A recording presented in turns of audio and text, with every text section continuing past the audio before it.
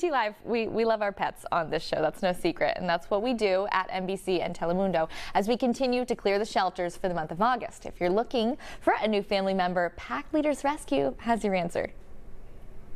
Could you tell us a little bit about your organization? Sure. So in 2007, we brought home this blind Pekingese named Zeus from a rescue. Next thing I know is that my basement became a rescue.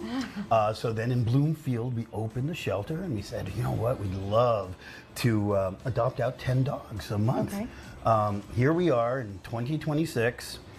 Yearly, we adopt out about 3,000 dogs and another 600 cats.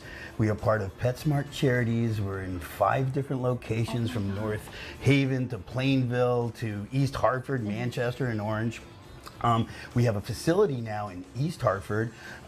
We have a volunteer base of about 80.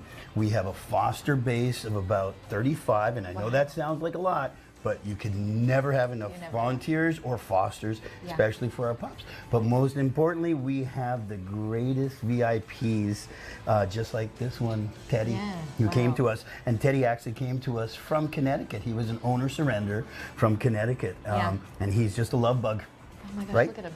He's been here a few hours. Yes. He's already loving life. Oh, he's so good. Obviously, these dogs are going through a little bit of a life change, and we want to provide a lot of stability for them in that next spot. What does matching the right dog with the right family look like?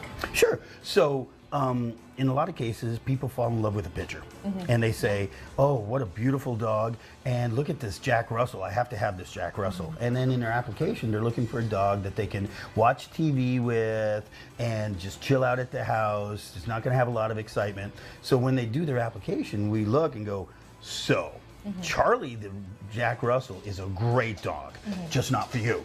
But perhaps what about Teddy would be much better because he still has some energy that you want, but at the same time, he will be able to be a couch potato. And how do we know this? Well, because between our fosters, volunteers, and the process that they've gone through, we've tried to gauge as best as we can their temperament, their aptitude, and so on and so forth. One of the things I should mention, though, is sometimes when you read any rescues bio on a dog, we're just guessing as best as we can. Our vets, trainers, adoption specialists look at a dog and they say, this is a labradoodle. Okay, we're going to believe that they said this is a labradoodle. When you saw his paws, you thought this was a Newfoundlander, right? Huge paws. Right. Teddy really likes his butt scratched, and I know that because he's leaning into me very hard right now. So why is Teddy kind of the perfect example of what clear the shelters and adopting a dog can look like? Well, here we are in Connecticut, where we're so blessed. I mean, we are basically a state that is a rescue-free state. What do I mean by that? I mean that we don't have very many dogs, in percentage-wise, that go into rescues. If they do, unfortunately, a lot of times it's medical or it's aggression. So we're blessed to be in one of those states. But there are dogs like Teddy. And the home was a great family.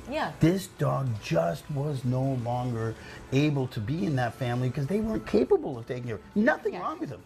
But we're able to find him a new home and provide a service to the community. And he gets to, live the remainder of his life with a wonderful, wonderful family. So, and all of our other dogs, the way we look at it, no matter where the dog comes from, whether it's Connecticut or Texas or Arkansas or whatever, all we care about is finding those wonderful dogs a beautiful life, and that's what's important to us.